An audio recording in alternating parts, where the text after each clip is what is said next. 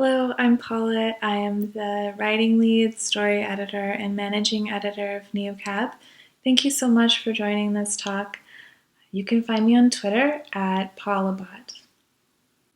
All right, so this is anatomy of a character in NeoCab. So I am going to talk about deep dive into one particular character today, showing you how they came to life from just an idea to their story to a final art design, and how we were able to take this character, or how the process of this character, and turn it into the process for how we created subsequent characters in NeoCab. So a bit about me. So my work on the game covered everything from creating and enforcing our style guide and fighting the good fight for Oxford commas, to developing the overall plot arc and narrative structure of the game. So we're a choice-based, emotional survival game with a branching story. So that means we're designing for several different ways the plot could go at any time. And on top of that, our narrative is really unique in a few key ways. The biggest being that we have a really huge cast of characters when you account for all the passengers, which we call packs. So I'm going to talk mostly about that.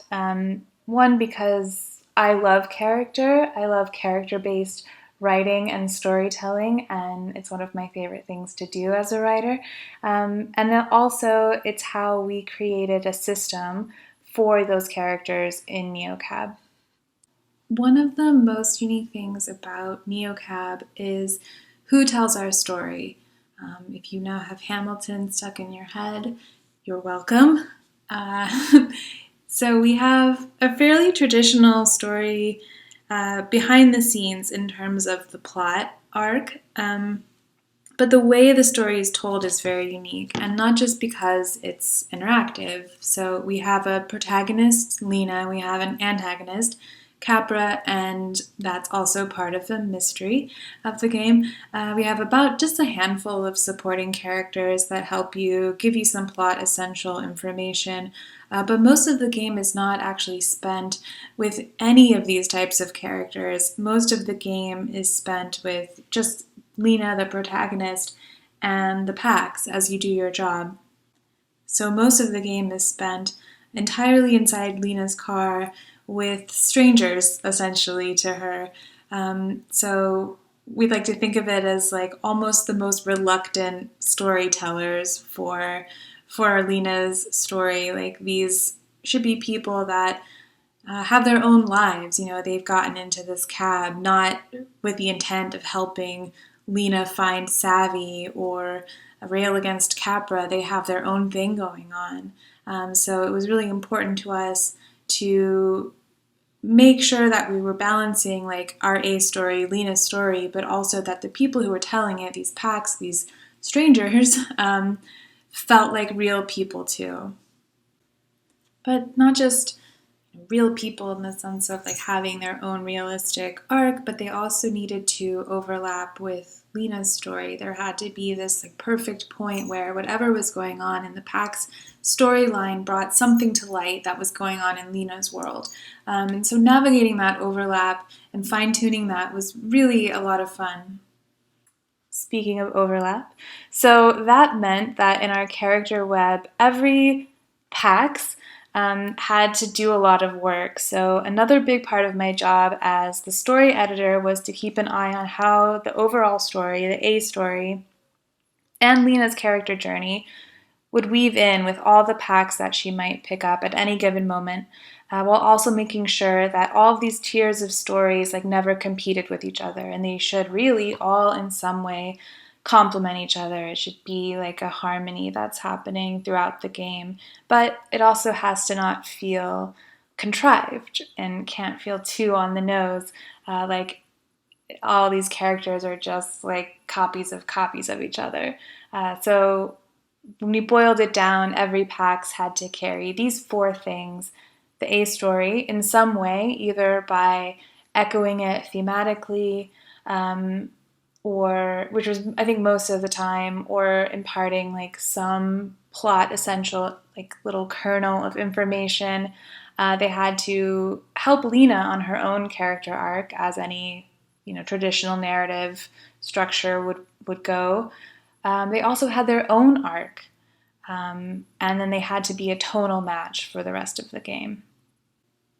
Now we were left with this really interesting, essential question. Any type of a person could jump into Lena's car, so who should it be? We really wanted to capture the energy of driving in a big city, and that had to feel like it could be anybody, like anyone weird or sad or funny or kind, and like any walk of life, which meant that we needed not only a high number of packs, but a really broad range of diversity in like the types of characters and the things that they were dealing with, while again all being thematically linked in some way, so it all felt like part of the same game. At this point, I'm also just going to address the little bell that you are hearing ringing in the background. That is my cat. His name is Birdie. He will not be stopped. And that brings us back to theme. The way that we kept the game from becoming sprawling and made sure that every character felt like they were part of the same story was by always grounding it in our essential theme, which is the tagline of the game, Stay Human. And from our theme document, we defined it as, at its most basic, humanity versus automation. It will be a struggle to stay connected to other people and to find purpose in our own lives in a world where work and social relationships are mediated through apps and algorithms. So something that we did on the writing side is like, we all understand Stay Human is kind of the thesis of the game in general. So now how do we boil that down just one level lower and talk about something unique? So we put on like future goggles and like, what is something you want to talk about now, and how can you extrapolate into the future? Will it be better or worse? So for me as a writer, just in terms of like approaching this just as a writer, I thought about what I would want to talk about, and that's the future of love. This is something that I think about constantly. It's something I have at any given time at least 3 essays about in progress on my computer. What is it like to be a human dating in this era? What was it like in the past? What will it be like in the future? That became how to stay human in dating, love, and romance. And it started for me in a really personal place. It was my own just frustration with dating apps and online dating and what it was doing to our culture. So I read this report from eHarmony about the future of dating in 2040. Apparently we're all still alive, which is good.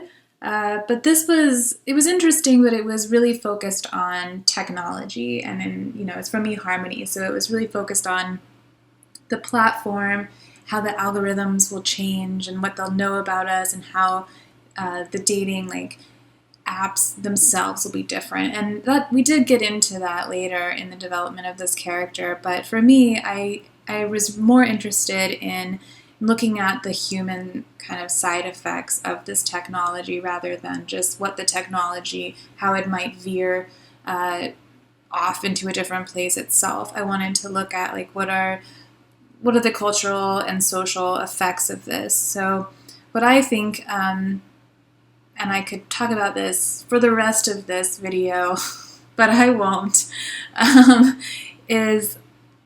me it boiled down to a few main issues that I think are kind of the problems that I wanted to talk about with technology-driven dating. And the first is pretty obvious. It's superficiality.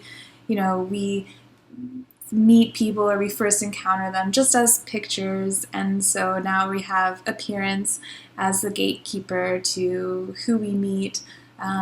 There's also a lot of studies that have shown that people are really bad at knowing what they actually want, and so we're looking for, I only like people that have this hair color or this body type or do this type of activity. But then when you look at how, like, what people actually say together.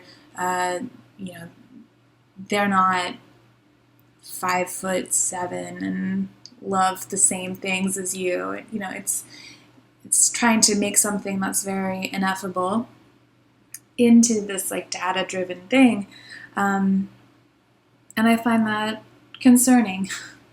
The next thing that I think I wanted to talk about that bothers me, that I wanted to explore through this character, was how tech-driven dating is so disconnected. It used to be that, you know, you would meet somebody through someone that you knew, like your coworker would say, "Hey, I think you'd get along great with my brother," and then you go out with the brother, and if you ghost them or he ghosts you, you know, the coworker is gonna have some questions. You're gonna have to be held accountable to somebody in your actual real social network for how you're behaving, how you're treating this person. But that doesn't exist anymore. You know, we're just looking at strangers, and I think this is why we have things like ghosting happening. And so I wanted to explore, like, well, if there are even less consequences, or we in the future, you know, in this year, people will not even remember the way dating used to be. I think like it's become a struggle even for people my age and younger to be like, oh yeah, didn't it used to be different? Didn't we used to actually like meet in real life first? But there's something that memory is kind of holding us to some values, and that those memories won't be part of the culture in our neocab future. So looking at that, so the last issues that I wanted to explore are not unique to online dating by any means. They are instant gratification and commodification. Those exist in our culture at large, but I do think that dating through apps kind of exacerbates that, or brings those tendencies into a realm that used to be, I think, or should be maybe, about something else. So, you know, this idea of like, you log into an app and you see this endless like array of people, and it seems like there's just a never-ending supply of whatever you want, whoever you would want. And it's like when you go to Amazon and you're just looking for rain boots, and suddenly you're looking at 50 options for rain boots, and you can't even tell like what's good anymore. So there's like a paradox of choice happening, but then also this idea, this illusion of like an endless supply. But these are people. You can swipe through like 50 people in a few minutes on your app. And it just makes me wonder, like, well, what is that doing to our notion of individuality and respect for the individual, or, you know, making something work because this person is special, instead of feeling like, well, there's 30 more people or 50 more people. There's an endless number of people out there that I could meet. And that led to perhaps the biggest question and most difficult question, which is how to write about all of that without despair. So if you figure that out, let me know. And that's the end of my talk. Just kidding. So all of that pontificating from myself led to this thesis for this character. We did ground every PAX in a thesis, just to make sure that there was a point of view behind who this character was, and driving the flow of their arc. So the thesis for this character is: misapplied technology can degrade romantic and love relationships to their most superficial states, prioritizing comfort and personalization when relationships take humility and patience to reach compromise and weather hard times. And I want to just point out that it's misapplied technology that we're specifically talking about here and throughout the game. You know, we're not anti-technology by any means, but I think it's just about technology run amok, or technology without being mindful of the consequences that it will have in society and the human cost of technology. So from there, this character was born. That was like the very most abstract level of a character that we ended up calling Fiona Pack. Alright, so for every PAX, then we developed essentially a log line, just like the guiding kind of principle for everything that you would see this character do. And so for Fiona, it is an insecure single woman searches for real connection in a world that values artificiality. So from that kind of log line or character distillation, we would develop them in a treatment. And so these treatments for the characters would be sometimes up to 5 or 6 pages of just background information on who they are. I'm not going to read the entire thing for Fiona, but I do want to point out the character pillars. Here we have just like the pretty classic character mapping of her weakness. She is insecure, she pursues external validation, and buys into unrealistic expectations. We have her want and her need to make sure that everything that this character does comes from that place and feels authentic to who she is as a person and what she's doing with her life outside of riding in this cab. She wants romance and love, a relationship, validation. And she needs independence, though. She needs to take ownership of her own life and stop chasing fantasy perfection. And that theme of stay human and how it applies to romance, beauty, and intimacy. So from that treatment document, I am going to read the full character bio for Fiona, just to give the sense of how much thinking went into these characters and how it was very important to us to take them seriously as real people. Fiona works as an on-call sysadmin for an agency that keeps her busy pretty much nonstop, so she doesn't have a lot of time to date, which is very difficult for a romantic like Fiona. She wants a partner, she believes in soulmates, and she wants the traditional happily ever after. Is that so wrong? She's not desperate, okay? And yes, she knows her life is amazing and she should be so happy in herself and blah blah blah. Why is it that the only people who ever tell her that are the ones with partners?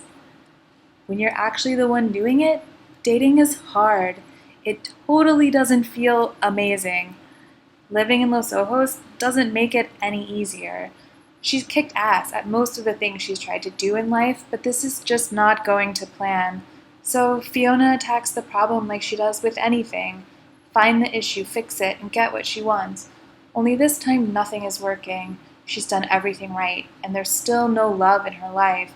So what's she doing wrong? And you'll notice at this point, this is all very abstract. There's no actual story here. This is just like the meatiest soup to try and figure out what is that idea. Now that we know who this person is, how can we put them in a situation that's going to test them to the utmost, that's really just gonna put them through some pain and hopefully make them develop and make some interesting choices. Okay, so here we got into our concept. So we were thinking about the future and this kind of superficial world, and we thought about Snapchat filters and how that might warp our expectations for beauty even more in the future. And so our idea for the ride is that Fiona enters the cab in extreme digital makeup, which we're calling an animesh. And she's on her way to meet her online boyfriend for the first time in real life. But the thing is, he's her online boyfriend, so she's only ever seen him through a video filter. And she's nervous, so she's tried to replicate that filter as best she can through her makeup, but it looks weird and fake, and she feels self-conscious about it, even as she's too nervous to be seen without it. So she gets in the cab in this really fragile state and asks Lena, what do you think of my look? And this was inspired by this trend of people getting plastic surgery to look like their Snapchat filters. And yet, what happened next for Fiona was that we couldn't end her story just there. So, as we were developing the game, originally every character was going to just be one bride. You would never see them again. It would just be Fiona, this woman who gets in with her extreme makeup, and you talk to her about it. She takes it on, she leaves it on, she takes it off, and you never see her again. But the production expense involved in every character, which speaks to just how beautifully designed they are by Vincent, it really inspired us to rethink how we approach the stories and how we decided to revisit characters and focus on a smaller cast. And so that meant that each character had to have an arc, and we settled on 3 brides, just a very classic beginning, middle, end. So how did we turn Fiona into an arc? That is my Bitmoji. Yes, it is. So we had this one idea of how to talk about like technology in terms of Fiona's look and how she hadn't ever met her boyfriend in real life and the pressure that she feels to live up to this digital fake expectation. So we wanted to take it a step further and really focus on the apps and algorithms themselves, like going back to what I read in that eHarmony report and talking with Patrick and another writer who ended up working on Fiona, Kim Belair. I'll talk about her more later. But we decided to explore this idea that data apps and their algorithms will evolve to be ever more in tune with their users, gathering data not just from what you input into your profile, but what your Fitbit says about you. So, you can write, I go to the gym, 5 nights a week. But your Fitbit says, no, actually, ladies, he's at home on the couch.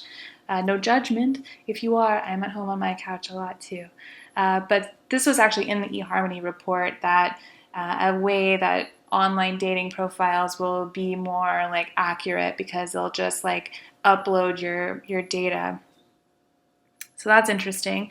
And so we thought, okay, so if they have all of this data on people, what if they took it beyond dating and actually created like this relationship maintenance app, which Kim very brilliantly called Yearn. I really love that name so much. And our idea is that Yearn is this app that will tell you what your partner will like or dislike. So it takes all of the risk and arguably all of the romance out of dating, out of intimacy. So, for instance, like, are you planning a surprise date? The app can tell you if your girlfriend would rather go to the art museum or go walk on a trail. Like, how is she feeling right now? What has she liked in the past? I can tell you, like, how do you break bad news? What's the best way to propose? When would be the best time to meet my family based on, like, everything that this app knows about your person. And we even took it to the extent that the app would have data on what your person finds most arousing based on years of monitoring heart rate and dopamine. So basically, no more guesswork at all, no more disappointed partners. So that scenario was where we landed for how to extend Fiona's story. And it is again like how tech is intruding into interpersonal relationships. And it also really parallels the themes that we were developing with the feel grid. So like a lot of our characters in NeoCab, Fiona was an intensely collaborative experience on the writing side. I handed Fiona off to Kim for rides 2 and 3. We worked very closely in talking about what are the issues we want to address, what do we want to say in rides 2 and 3, and we worked really closely together, and it was a really great experience for me to really bounce my ideas off of another incredibly smart writer and who also had a lot of similar observations and feelings about dating and about this world that I was commenting on with Fiona. and how to just like extend that through someone else's experience and someone else's perspective was really rewarding. And I'm really proud of this ride. And I'm not going to go into, or this arc, all of the rides, I'm not going to go into spoiling what happens, but I will just like give you the very like most basic overview of the 3 rides. So as I mentioned, ride 1 is she comes in with this like crazy digital makeup, and you can talk to her about like you should leave that on or maybe turn it off to meet your boyfriend. This is a small spoiler, but in ride 2, the boyfriend, it does work out well for her. He's in her life and she's using urine, and so she's wondering like, oh, I have this thing I'm planning to do for him. Urine is telling me to do A, but I really want to do B. Should I go with the app or should I go with my gut? And then in ride 3, we kind of turn the tables on Fiona, where she gets yearned. Her boyfriend basically does this big romantic gesture for her. You know, it's like if your partner brings you flowers at the end of you've had a really long day and they bring you flowers or make you dinner and you're like, oh my God, how did you know how to do that? You're so attentive and thoughtful. Well, are they, or did they just check their app? And does that matter to you? So that's the question we explore in ride 3. And as I said, Kim is amazing, and we were extremely lucky to have her work on Fiona and throughout many, many parts of NeoCab. You can find her on Twitter at Bagel of Death, and definitely check out all of her other work. It's incredibly exciting. All right, and now I get to speak to the visual design, which is a real thrill for me. So Vincent asked me to speak to this. He put together these slides about how Fiona came about from on the art side, but he wanted me to talk about it to really keep it focused on just like how it all affected the story. And because his talk is going to be more in-depth about the actual like nuts and bolts of character production. I actually haven't mentioned this yet, but Fiona was one of the very first packs that we worked on. So we didn't have a formal process or any kind of pipeline yet. So step 1 is a mood board for the character. Represents kind of what we want this person to look like. It helps us at the very like highest level, art and writing, get on the same page. So this was the first one. This is the sketch that came out of that, the very first pass of Fiona. So although like I think this look is really, really cool, what I ended up telling Vincent as feedback was that this kind of hip, fashion-forward, very toned woman wasn't really right for this character. Like I envisioned her as being much more like mainstream in her look. Much more like dressing for the male gaze, for lack of a better term, and not as like traditionally attractive or traditional beauty norms. So I told Vincent, start again. So then the second mood board was really great. These are like more fuller figured women, which was really important to us to have a diversity of body types in this game. And these are women that are dressed like overtly sexy. And that was actually in the prose that I wrote, that Fiona gets in, and I think the line ended up getting cut, but originally it was, you know, Lena thinks like, gosh, that dress is so tight, I can't even imagine how she's breathing in that dress, like let alone like moving, you know. And this is part of her character, right? Like she is very concerned with pleasing this person and being the person that her projections or her insecurities are telling her that this man wants.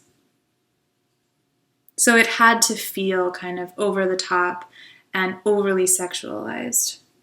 So I actually ended up sending Vincent pictures of some women that I knew that I had in mind when I was writing Fiona. Through Facebook, I sent him just like, here, creep on this person. and he did some studies, some sketches, which I really loved. And I think like humanity and the personality that you see in these sketches are just like so spot on for what I had in mind for Fiona. Okay, so this is usually what we then start to see from Vincent in the development in stages of a character. So we'll get a very rough sketch and like these pencils and then this like really gorgeously cleaned up line work. Usually we'll see that, and then like, are we going in the right direction? And then we'll get this colored version of the character, the final kind of look. Now this obviously doesn't have Fiona's makeup. We wanted to just kind of get her at her most elemental first before we started on the makeup. I was really excited by this because it aligned with what I had in mind. So then Vincent and I started talking about what we wanted the makeup to look like. So this was a really unique challenge because the makeup was supposed to be a stand-in for a Snapchat type digital filter. And like obviously those can dramatically change your bone structure, an actual filter, but we couldn't do that with makeup, and we couldn't do that with the limitations of our art. We couldn't have like different heads and things like that. So it had to be very extreme and dramatically change her appearance, but it also had to believably be like something that could be applied to someone's face in real life. The technology that we invented is like a digital makeup that's enhanced with like digital particles. That's basically like color changing makeup, like a cuttlefish skin. You can program each like particle of your foundation to be a different color. It's called an animesh.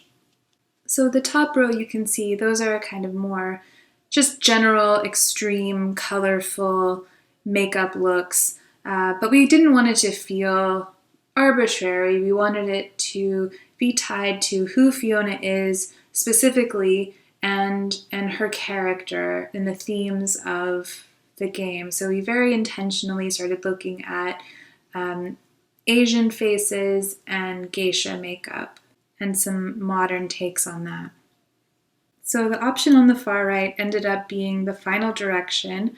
It really embraces the geisha makeup reference, which we intentionally did to nod to really problematic behavior that a lot of Asian women experience in online dating, and Orientalism, and like this kind of stereotypical female passivity as being more desirable, and how these are really problematic things. And Fiona is embracing this look, but it's a symbol of her weakness in terms of her character weakness, right? Like her desire to please, her desire to be passive and sublimate her own desires to get a partner. So we wanted to comment on that very intentionally, not to say that it is a good thing, but to kind of nod to the historical pressure that Fiona is part of. And here's the final design. So her two main looks on the left, that's when she gets in the cab and she's got this like glowing reactive makeup, really cool. And then in the ride you can take off the makeup, you can convince her maybe she doesn't need it, and you see her natural look. There is one more look, a third Fiona look, which we're gonna keep a secret. But yeah, we are really happy with this. I think it's like a really interesting design and has a lot of character imbued in the visuals, which I think was a complete success. And here we are, our happily ever after. So as I said, Fiona was one of our very first characters. I think the very first character of my own that I ever wrote, perhaps. And one of the first characters we designed. And we learned a process. So on the writing side, we learned every PAX needs a theme and a thesis to feel whole. They have that bio and logline. They have a want and a need to really ground them in everything that they do. They have a 3-ride arc, 3 rides per PAX with branches. So you're a lot of options and a lot of writing there. And that would be all distilled into an arc treatment.